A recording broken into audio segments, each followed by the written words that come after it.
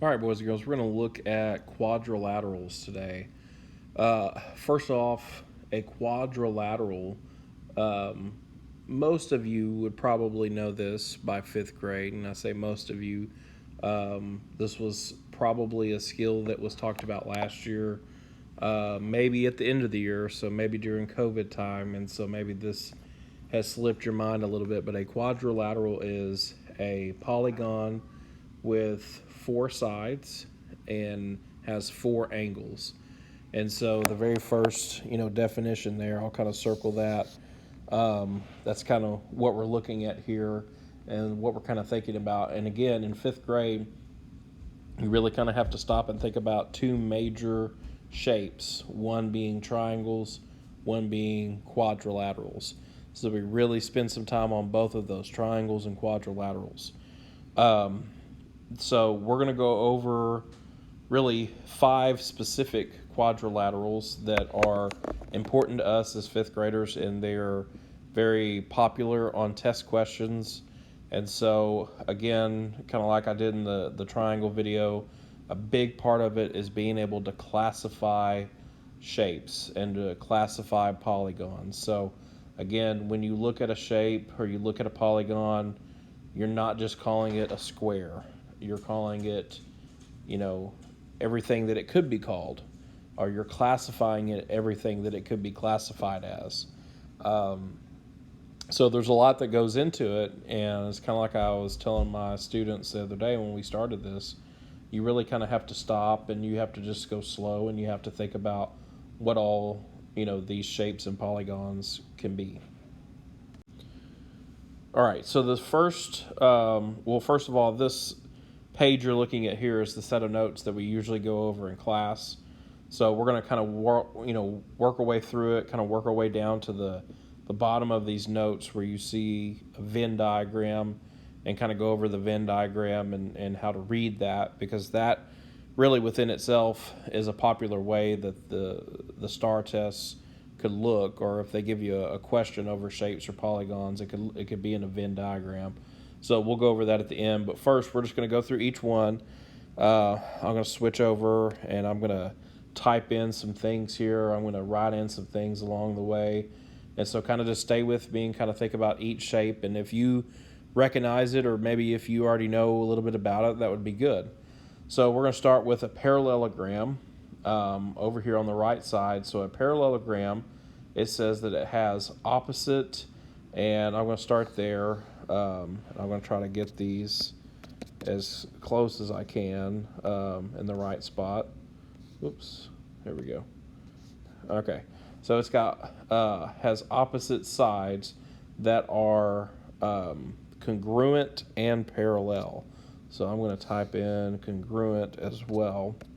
And that word congruent, again, is very important because that's going to pop up several times on test questions, especially with shapes and polygons.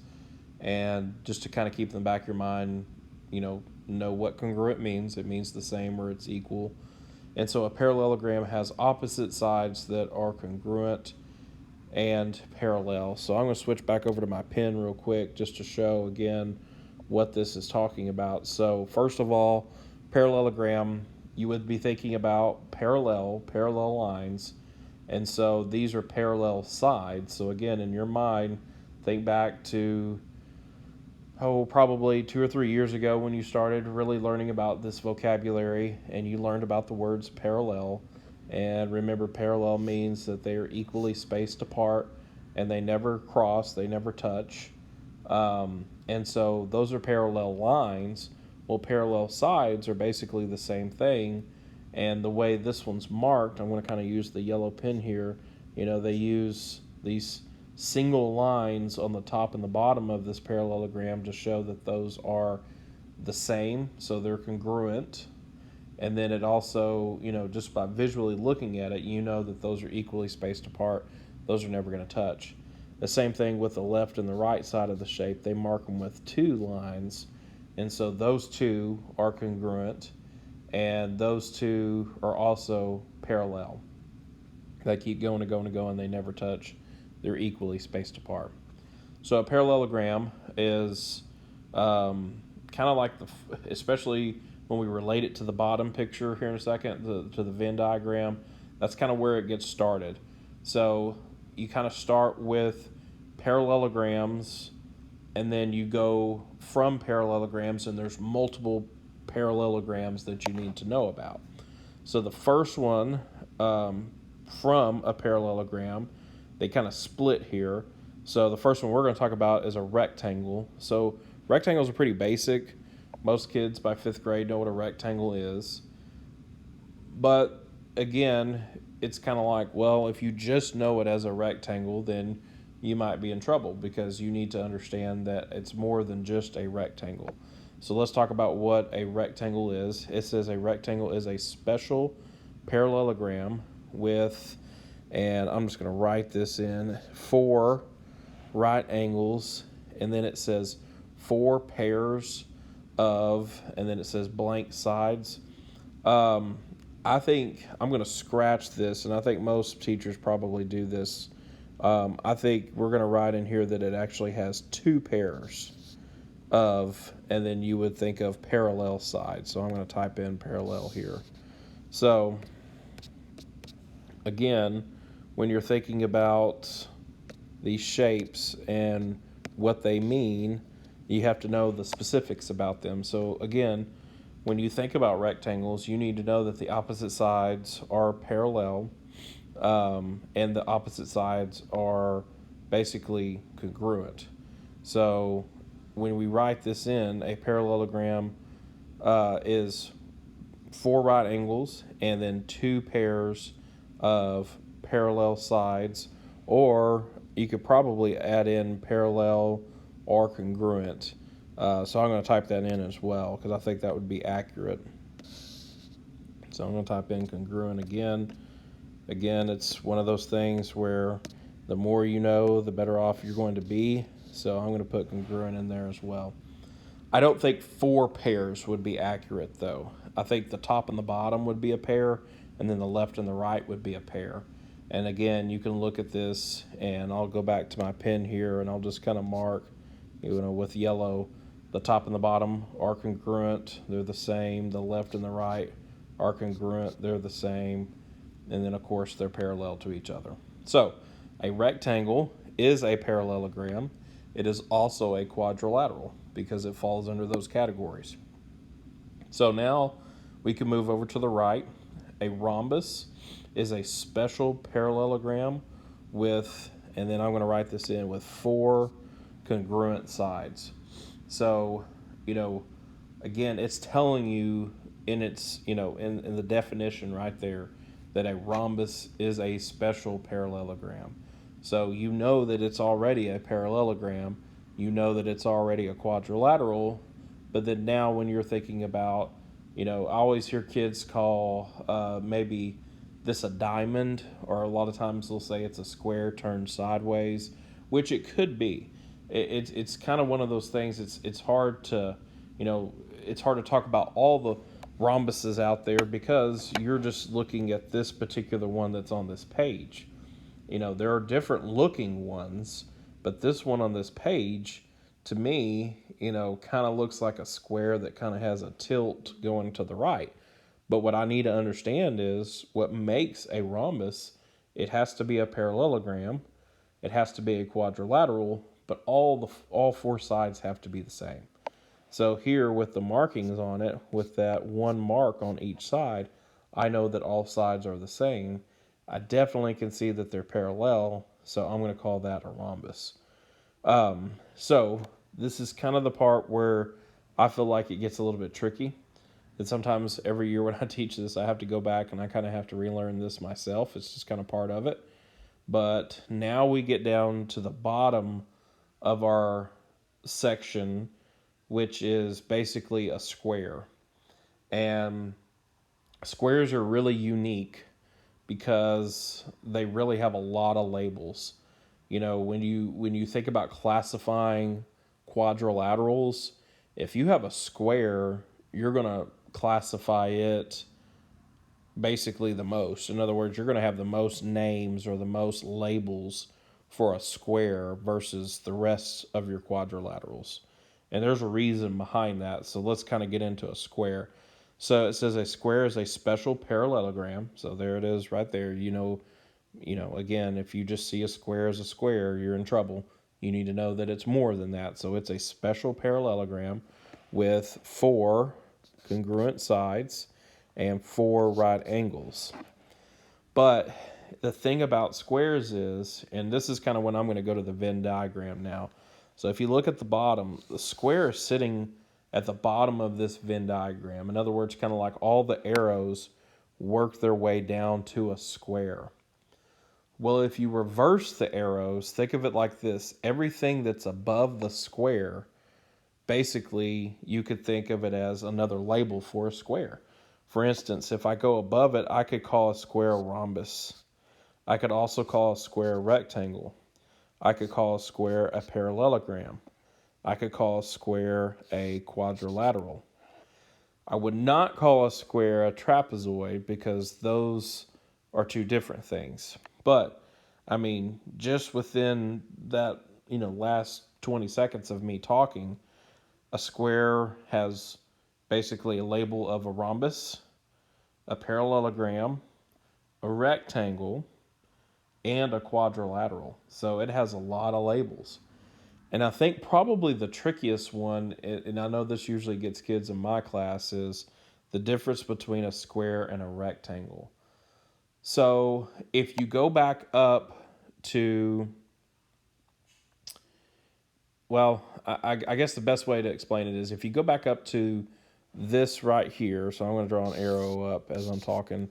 If you go back to the definition for a rectangle, it's saying that it's a parallelogram with 4 right angles, okay, and then it has 2 pairs of parallel, and then it also has basically 2 pairs of congruent sides.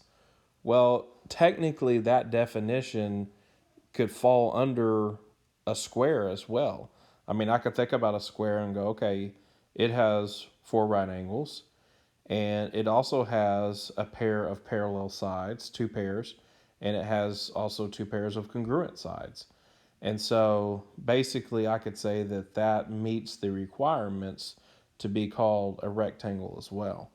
So when you see a square, you could think of it as a rectangle. You would not see a rectangle and think of it as a square, though, because it doesn't have 4 congruent sides. It's got a pair of congruent sides, the top and the bottom and the left and the right, but not all 4 of them are congruent. So you'd have to be careful with that. The last thing on this page, or on the notes here, is a trapezoid. And I'm leaving the trapezoid to the end because the trapezoid is what I kind of sometimes refer to as the oddball shape. It's the oddball quadrilateral. It's kind of off by itself. Now in 5th grade, it's kind of off by itself because that's what we need to know as 5th graders. As you get older, you'll learn a little bit more about trapezoids, and it may not be alone. But right now, it's by itself. So I kind of call it the oddball. It's kind of unique. And so let's look at it. It says a trapezoid is a quadrilateral with exactly 1 pair of, and then I'm going to type this one in. This one says 1 pair of parallel sides is what you should be thinking about. So it's kind of like when you look at a trapezoid, you definitely want to think of it as a quadrilateral because it has 4 sides. But I think probably the easiest way to think about it is the opposite side that's not parallel. If they kept going, they would eventually touch or they would cross. So like this one here, and I'll kind of highlight it. These 2 sides, if they kept going, they're probably going to cross somewhere above it eventually. And I'm going to switch colors, but the top and the bottom of this one, they're definitely parallel. And so if they kept going, they would never touch. They're equally spaced apart. And so you just have to be really careful and be able to spot that. And again, with these classifications, you really have to kind of stop and think, okay, well, what all could I call it? Well, for a trapezoid, it's kind of by itself. So all those other parallelograms, you can't call it those because it's not a parallelogram. And so when you're labeling it, you would just kind of think, okay, well, hey, it's a trapezoid and quadrilateral, and that's about it. All those other ones kind of get left off because it can't fall under that category. So it takes some practice. It takes some getting used to. I know in my class we do just a ton of it. I'm always showing shapes, and then we just sit there and we practice as a group, and we just classify and we see, what label could we give it? Because, out in the real world, you see these shapes, and it's like I tell my students, if you see them only as kind of their basic names, like you learned when you were younger, it's just not going to be enough anymore. You need to learn how to classify them a little bit more in depth. So as far as quadrilaterals go, that's kind of it. Those are the ones that we need to learn. There's some that, again, are maybe a little bit more popular. You got to know all of them, but I would definitely say in my years of teaching, there might be some that are a little bit more popular than others, especially for fifth graders. You really need to know your quadrilaterals. And of course, you got to, know your triangles as well, but quadrilateral seems to always be on the test. Okay, I'm not going to do all of these, but this is just a good little practice here. And if you read the instructions here, it says classify the quadrilateral in as many ways as possible. And then it says write quadrilateral, parallelogram, rectangle, rhombus, square, or trapezoid underneath. So we're going to pick out either 2 or 3 of these to practice. And we're going to go over what they are and why they are those shapes, and maybe why they're not a specific label. So I'm going to start with number 1. Number 1 is very unique because, again, when you see this shape, it's probably going to have the most labels. And so I'm going to go ahead and start with what most kids would probably see here, and that is most kids would probably start with a square. But the square is very unique. It has a lot of labels. Remember, it's kind of sitting at the bottom of that Venn diagram. So I could call it a square. I could also call it a rhombus. I could call it a rectangle. I could call it a parallelogram.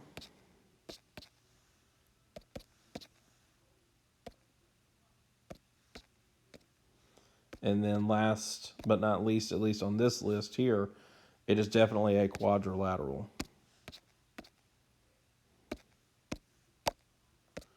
And so I'd stop here and just kind of think what all I just called it and make sure that I'm good to go. Well, from their options that they gave me, basically I called it everything that they gave me except a trapezoid. And I know it's not a trapezoid because if I go back to that trapezoid, it's kind of that oddball one. And I know it doesn't fit that description. So I think I would be good here. I think I definitely would be good to move on. Let's look at another one. Let's look at number 2. So I'm going to get a text box here. And right off the bat, I could definitely tell that it is a quadrilateral. It's got 4 sides. Okay. I can definitely see something that's unique about this one. I could see that it is not a parallelogram. So if it's not a parallelogram, it kind of gets rid of several classifications, but it kind of leans me towards the oddball shape, which is the trapezoid. And I do think it is the trapezoid because when I look at it carefully, it's got the top and the bottom that are parallel, but the left and the right are not, and they would cross potentially if they kept going. So I would say from the options that gave me, I'd probably just be looking at, calling that quadrilateral and trapezoid, and I'd be done. Okay, let's look at number 4.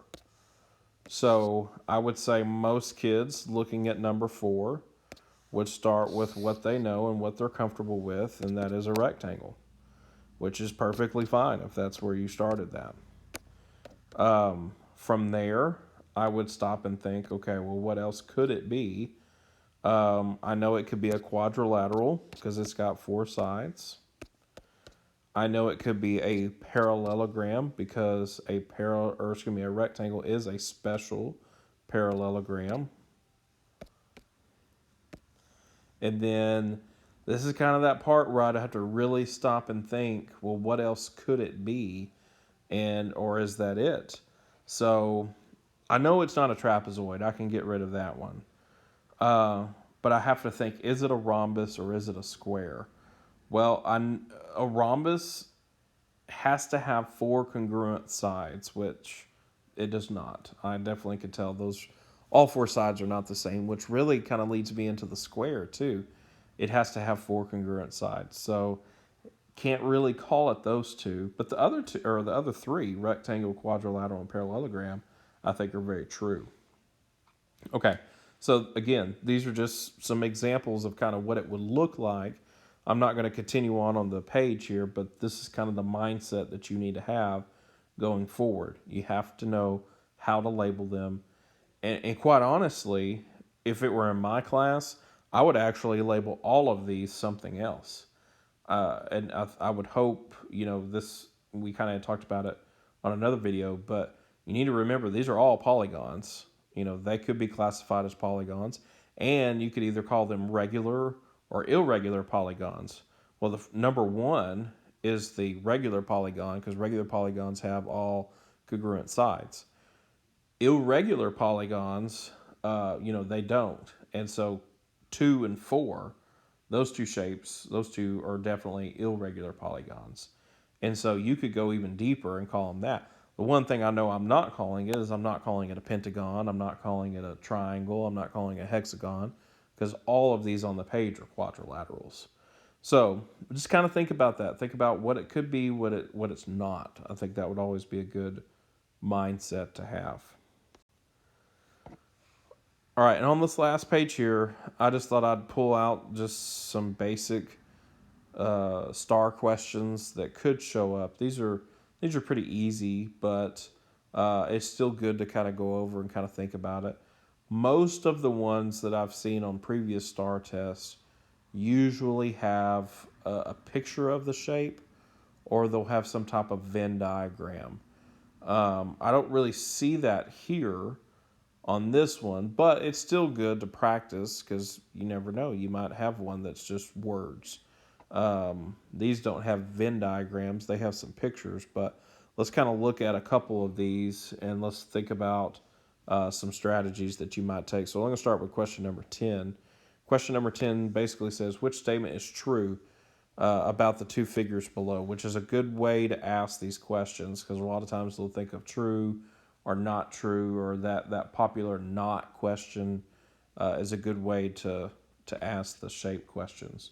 So basically I'm looking at, if I had to stop and think, well, I've got a square and I've got a rectangle right there. So I'm going to be thinking about the things that are true, which statement's true about the 2. So A says they have a different number, or they have a different number of right angles. So I would start, thinking about, how I would show my work, and it's kind of hard for me to do it here, but I'm just going to use the little highlighter tool, and I would probably say, well, they definitely have 4 right angles apiece, because when I'm thinking of a right angle, I'm thinking of kind of like a capital L, and I'm thinking of that little box that sometimes is shown.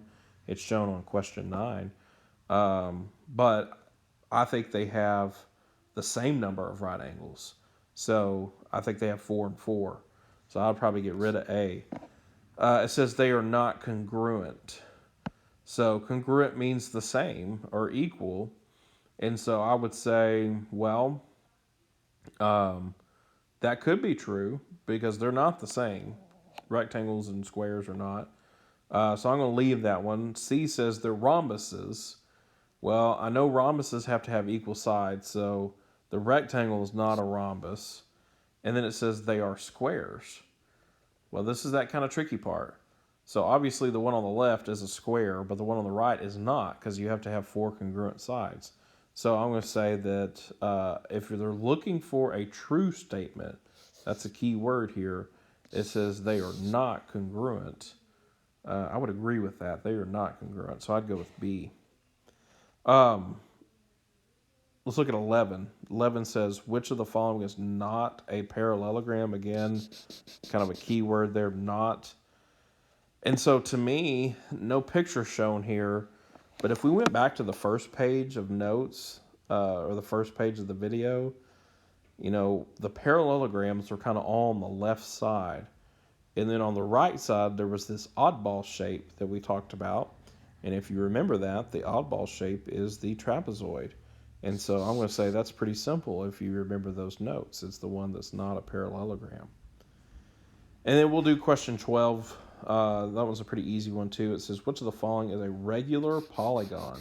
So that's vocabulary right there if you pay attention and you listen to these videos. A regular polygon has to have congruent sides and congruent angles. And so really the only one in the selection there that makes sense to me is that classic square. And I can maybe just draw that and think about what it would look like. It's got congruent sides. It also has 4 right angles. And so even though this is a pretty bad drawing of one, but that's kind of what my mind's thinking about. And so I'm thinking D is probably the best answer choice. So overall, quadrilaterals are something that you're going to have to practice. You're going to have to really pay attention to some of the work that's given this week and kind of the different ways questions could be asked to you. I would still say the most important part of this is vocabulary. You got to know your vocabulary. You got to know your polygons, your shapes. You got to know what makes them those shapes. You got to know what makes them not those shapes, kind of back and forth. So if you practice, you'll be fine at this. This is a pretty easy concept.